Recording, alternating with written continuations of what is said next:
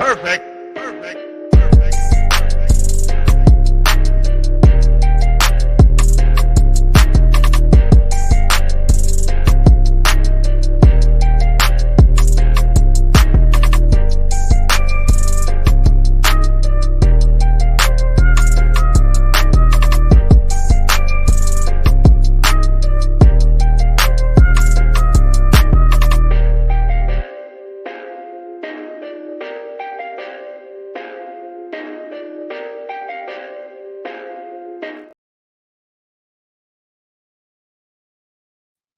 All right, everybody, what's going on? How y'all doing? Welcome to today's edition of Swag Talk. This is the show we cover the swag inside and out.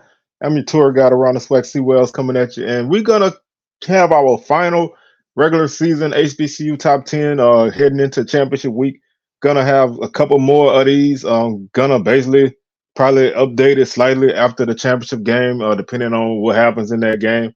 And then we'll have one final one after the Celebration Bowl, again, hinging on the results of that one game. Not much other movement is going to be done, but that's where we are. So we're gonna do this. We're gonna do our point. We're gonna do the point spread for for this week's game, and then we're gonna get up out of here, man. So this is not gonna be a long show this week. Gonna keep this one kind of short and sweet. Um, we do have our week. We do have our championship game preview coming at you tomorrow. Also, probably later this evening, I'll drop my all SWAC video. They're announcing the players of the week, the player of the year, and everything today. So gonna drop that and talk about that, and then we'll drop our preview and everything on Wednesday. So Swag Smoke coming at you 6 p.m. Central, 7 p.m. Eastern, back after the Thanksgiving holiday. We back at it. Sunday will be our championship game recap, and Tuesday will be our HBCU Top 10 after the championship game. And then we're gonna have a couple other things that I'm working on, a couple projects that we'll roll out next week. And then heading into the Celebration Bowl after that. So let's go ahead and jump into this, man. Hit those socials: Facebook is Swag Talk, Instagram Swag Talk, Twitter Swag Talk 76. Don't forget to subscribe to the channel if you haven't done so already. We're approaching 1,150 subs, so y'all, thank y'all for subscribing. If you haven't done so already, I want you to hit that subscribe button. Like the video, share it. Feel free to comment. And if you would like to become a member of the channel, you can hit that join button. We have a couple tiers that you can check out. We also have super thanks if you want to hit that to kind of show love to the show. Or you could just donate to the Cash App $Swag Talk. Anything would be appreciated. So let's go ahead and go into this top 10. The top couple spots haven't changed. I kind of thought about changing the team, but I didn't really. Your mileage can vary, but number one remains FAMU.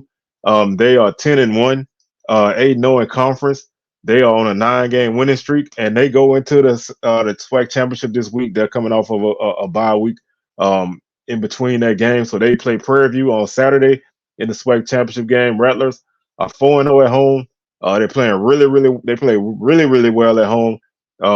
They're like I said, they're on a 9-game winning streak, and they haven't lost since they lost to USF in the second game of the season. So this team is on a tear.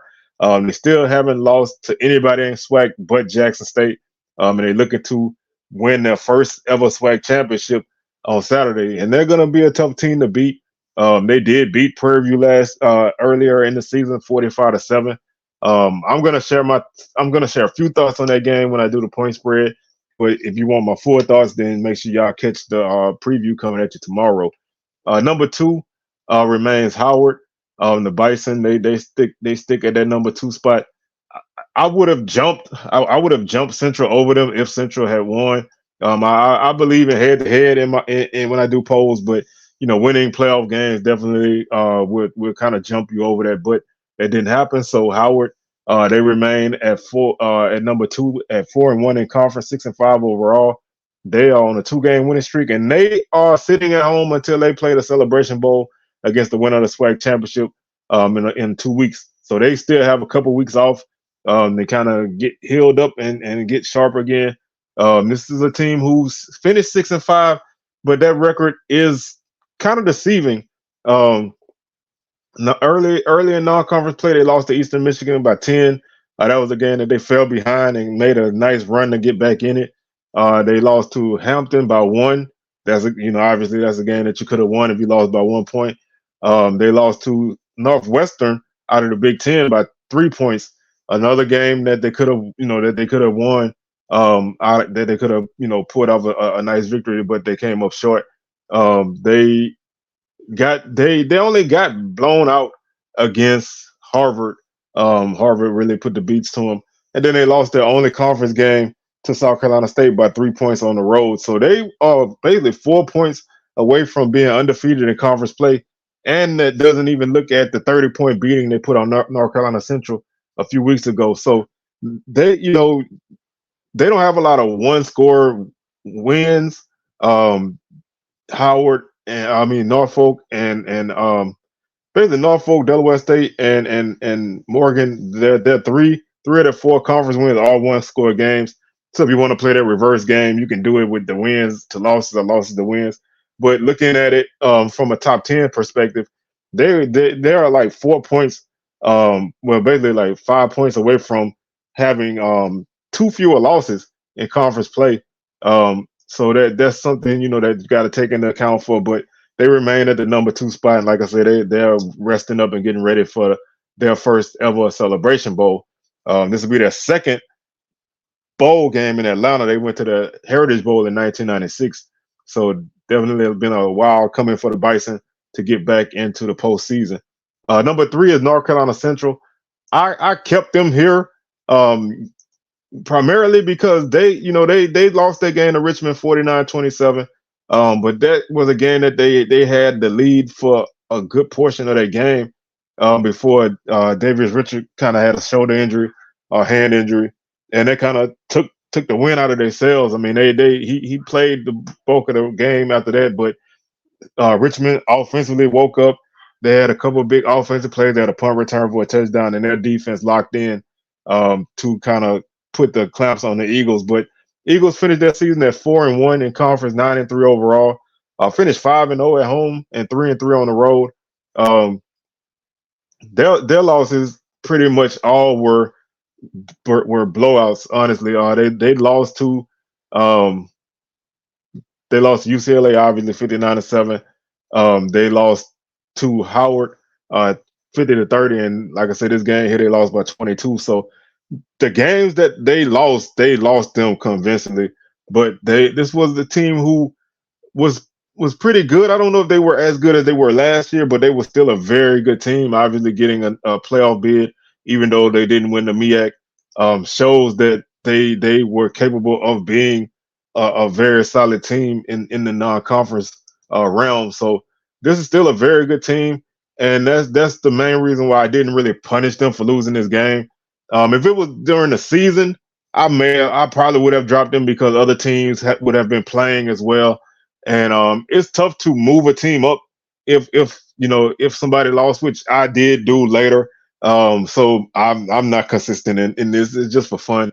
But I thought that they still were a top 3 team. I didn't really want to drop them just because of that game. Now, if it was like 49-7, if it was like 49-0, and they scored 4 touchdowns in the second half to make it look like this, I may have dropped them. But this was a competitive game that ultimately got away from them at the end, so I kept them there. And plus, I don't really feel like anybody behind them should be above them, so I kept them where they are. Prairie View is number 4. The Panthers, they're heading into the SWAC championship game on Saturday to take on FAMU. Like I said, this is a team who, they're playing for the SWAC championship. They're 6-2 in conference. They're 6-5 overall. And yes, I have a 6-5 team as my number 2 team, but they're a conference champ. This team really, you don't know what to make of them. They beat Texas Southern by 3 points. They got blown out by Abilene Christian. They lost to SMU. They beat Alcorn, which is the reason why they're going to this game. They beat Alcorn by 3. They lost to Grambling by 15. They beat Valley by 19. They got shut out at Houston Christian and only had 110 yards of offense. And then they got blown out by FAMU 45-7 before they won their last 3 games against Pine Bluff Southern by 6 and Bama State by 7. So they kind of got themselves back together. But this is a Jekyll and Hyde team. We don't really know what they're gonna be, and we don't really know what they're gonna do. And that's why I didn't feel comfortable putting them at the number three team, because I feel like if you're when you're doing a top 10, obviously the top five spots are good teams, but the top three or two spots are teams who are champs, are really good teams. And I don't feel like Prairie View's there right now. Now, if they win, they'll beat up. But right now, they kind of won this battle of attrition to finish in the first place spot in the West Division.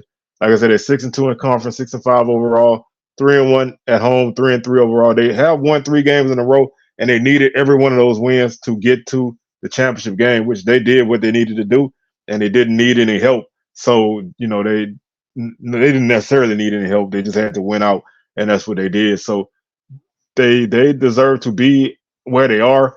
A win, obviously, over FAMU would boost them, but we don't. I don't really know how this game is going to go right now. Number five is Alcorn. They stay at number five spot. They're 7-4. Um, Pretty solid season. Like I said, 7-4, 6-2 in conference, 4-1 at home, 3-3 overall. That one home loss is the difference between them going to Tallahassee and them staying at home. That 3-point loss to Prairie View is pretty much the difference in this. Now, if they also lost. They also dropped the game to Texas Southern, which definitely hurt them. They could have went even with that Prairie View loss if they didn't get blown out at Texas Southern. So either one of those games goes away, they could have been in the SWAC championship game. So they had their destiny in their hands after they beat Southern, but they lost it in a bad way. Um, Scored 44 points one week, gave up 44 points the next week. That's just SWAC in a nutshell. And that's really the reason why the Braves are where they are right now. They had opportunity, but they came up short. Still a pretty solid season. Started off a little slow, but the offense got very good. Aaron Allen had a terrific season. The running game wasn't as great as it was last season, but the passing game picked up the slack in a big way. So the Braves finished with a solid record and a tie for first place in the conference, in the division. Jackson State, Bama State is my number six team. They also finished 7-4. Um, they beat Tuskegee on Thursday, 41-3. This was a game I don't want to say I necessarily had concerns about, but it was a game that I felt like if Bama State wasn't focused, if they kind of had checked out because they lost their last game, and this game is a rivalry game and everything, but there's no conference stakes in it. You were already out of the race for the bulk of the season. But you kind of feel like if you don't play to your potential, a team like Tuskegee can beat you, and or at least make it uncomfortable for you. But the Hornets came out. They got an opening kickoff touchdown by Robert McMahon, who is one of the best return men in the league. And they jumped on the Tigers early and often, and they were able to win this game 41-3 and not have any sweat to finish this season. Finished 7-4, so a really strong finish to the season. Didn't really look that way at the beginning. Losing to Miles, losing to FAMU by 13, which a pick six made that game look a little bit worse than it was, and then losing to Alcorn by 3 before they started to right the ship. After the Alcorn loss, they would win their next 5 games. So they before they lost to Prairie View, they were on a 5-game winning streak, and they were staring 8-3 right in the face, which was something that I was predicting came up short. But the Hornets, like I said, they finished with a 7-4 record. They finished 5-3 in conference, 3-2 at home, 2-2 on the road. So not a bad end to the season. Kind of got rocky at the beginning, but they were able to right the ship and play really great defense. Offense never really got going, per se, but they were able to make points when they needed to. Made a quarterback change, things kind of came together for them, and they finished the season with a really good spot. Jackson State finishes the poll at number 7. They're 7-4. Like I said before, depending on who you talk to, that's what you're gonna get in terms of thoughts on this season. To me, I thought this was a 7-4, 8-3 type of team. So this was a solid season. 5-3 in conference, 7-4 overall. Only 2-2 at home, which is kind of a surprise. 3-1 on the road. They did have a neutral site game in there, but this team, they never, they never fully found their form, which is kind of not a surprise. Um, with so many new guys and a new coach, things are always going to be tough. The early portion of the season was kind of rough. Although they opened up with a big win over South Carolina State, lost to FAMU, came back and were able to beat Southern by 13. Then they lost to Texas State, and that's when things kind of, I don't want to say they didn't go off the rails, but that's when things kind of started to kind of look a little dicey. They beat Bethune-Cookman by 6. They were able to jump out to a big lead against A&M and hold the Bulldogs off, winning by 15. They lost to Bama State by 5 at home, and that was kind of the turning point in the season. That's when a lot of people felt like the season would just jump off the cliff.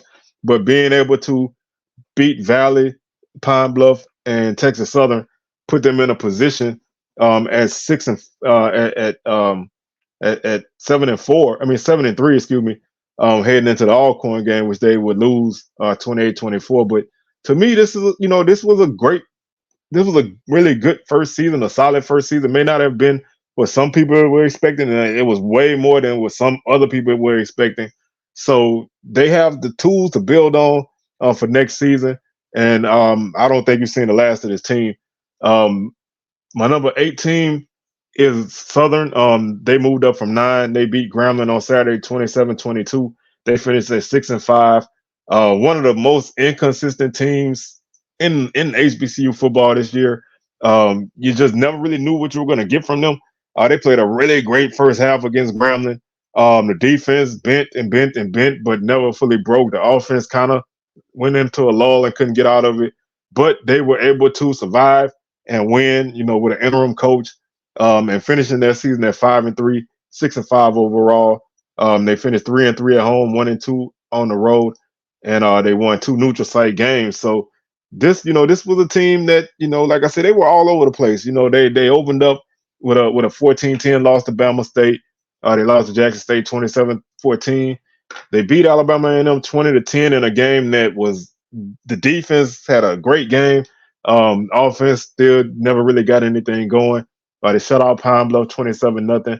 They lost to FAMU 26-19 in a game that they had a chance to drive for the tying score. Not saying they would get it, but they had a chance. Bad clock management didn't even allow them to get in the scoring range. They would beat Lincoln 45-18 in a game. They jumped out 28-0. Kind of fell asleep and woke up at the end. They're probably one of their better games of the season. Was Bethune-Cookman. They played a pretty solid game for 4 quarters, at least defensively. Offensively, bad first quarter, good middle portion of this game, and then fourth quarter they had a basically a 28-10 lead, and they were able to kind of sail into the finish line. Texas Southern game was when things really started to kind of fall off the cliff for them. They trailed this game for long stretches, didn't move the ball much at all in the run game or the pass game. TSU ran the ball all over them, but Southern got a fumble touchdown and a field goal to tie the game up, sending it overtime, won in overtime. Alcorn, just a complete disaster. Braves blew them out 44-21. Prairie View led 21-17 at the half. Didn't move the ball or score in the second half. Panthers won 27-21. And then, Southern jumped out 27-7 against Grambling.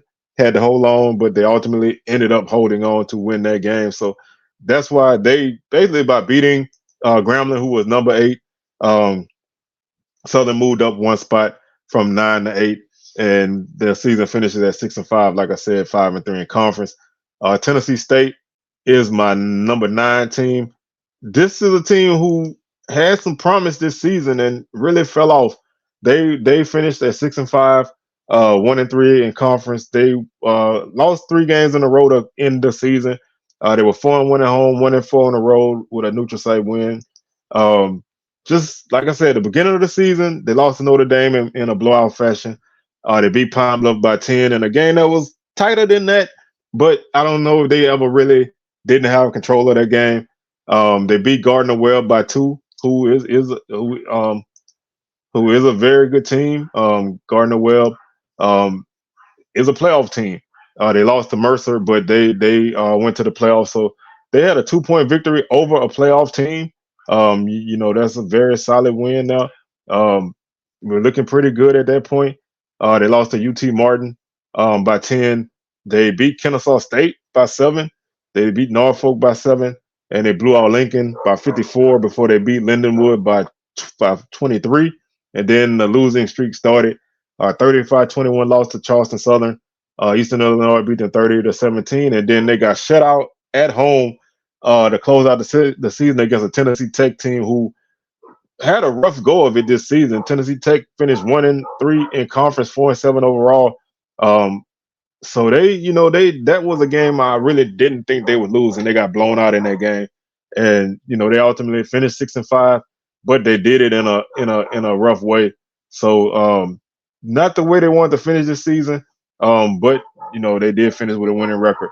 Grambling rounds out the top 10. They dropped from 8 to 10 because they lost to Southern, finishing 5-6, 4-4 in conference, 3-1 on the road. 3-1 at home, 1-2 on the road, 1-1 in neutral sites. Again, Grambling loses a Bayou Classic that they probably should have won. They should have won last year. They should have won this year. Some decisions they made late in this game kind of cost them. Last season, the same thing. This team early in the season looked like they were gonna be a challenger for the division championship. You look at their season; they lost to Hampton by 4. They trailed by a big chunk in this game, but Miles Crawley had a really great game in this game and brought the Tigers back into it. They ultimately ended up losing by 4 because defense struggled stopping the run in that game. LSU expected. They beat Florida Memorial 58-22. And then they beat Texas Southern 35-23 to open up conference play. They would also beat Grambling 35. They also beat Purview 35-20 in the State Fair Classic. So they were sitting at 2-0 heading into Alcorn, and they lost that game 25-24 in a game that they honestly led 24-19 before the Braves got on the board again to win this game. And that was kind of the turning point in this season. Just really had a rough go of it after that. They would lose to Alabama A&M at home 45-24. They would beat Bethune-Cookman 28-14. They would lose to Bama State 17-6. They would beat Pine Bluff 43-14, and then they would close out the season losing the Bayou Classic. But again, this was a team who had the potential. It looked like things were going to turn around. It looked like they were going to be in the mix for the division, the whole way. A couple losses knocked them out of it. And then, they just know, by the time they were in position to get back in it, it was the end of the season and they was going to need some chaos for them to win the division.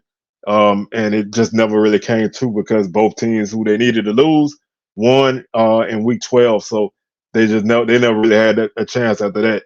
Rounding out the poll on my honorable mention teams, again, Alabama A&M at 5-6. They finished 3-5 in conference. 3-game losing streak did them in after the Magic City Classic. Couldn't get back into it. Just had a rough go after that. Did beat Valley to close out the season. South Carolina State 5-6 as well. And Coach Pugh's last year 3-2 in conference. They had a good chance to finish with a winning record, even with everything that they went through at the end of this, during the beginning of the season. A loss to Morgan State basically cost them a winning season. That was probably the one game that they had, that had a pretty close margin. They lost that game by 3, and I think that's probably the difference in them being 6-5 and them being 5-6. They would finish the season 3-2 at home and 2-3 on the road, and a neutral site loss did them in. So Bulldogs finished 5-6. Coach Pugh goes out with that record. Morgan State. They finished. Excuse me, Hampton. Let's do the Pirates. They finished 5-6, um, and they were another team who were in position. Who surprisingly were in position in the CAA early before they finished off the season losing two in a row. They finished 3-5 in conference, like I said, 5-6 overall. They were only 1-4 at home, 2-2 on the road, and they had a neutral site win. So they uh two neutral site wins. So they had their chances, but it kind of got away from them in the middle of the season. Losing to Monmouth and Delaware put them in a hole. And losing to William and Mary and Elon, ended that chance of a winning record. So they had their opportunities, just came up short and couldn't finish the deal. This was a team who a lot of people, including myself, thought that they would not win a game in conference play. So that was a good showing for them. We'll see if they can continue that. Morgan State rounds out my honorable mention at 4-6. They did have a game canceled because of a tragedy on campus around near home around homecoming. They had a game against Stony Brook canceled. So that could have been a 5-6 season or a 4-7 season. But they were a very good defensive team. Their defense was amazing all year. Pretty much held a lot of teams down. They held Central to 16 points. They held Howard to 14. Those were losses, but they held them to 16 and 14 points respectively. The most points they gave up in conference play was 28 to Norfolk of all teams. And that was one of the few games that their offense came alive in.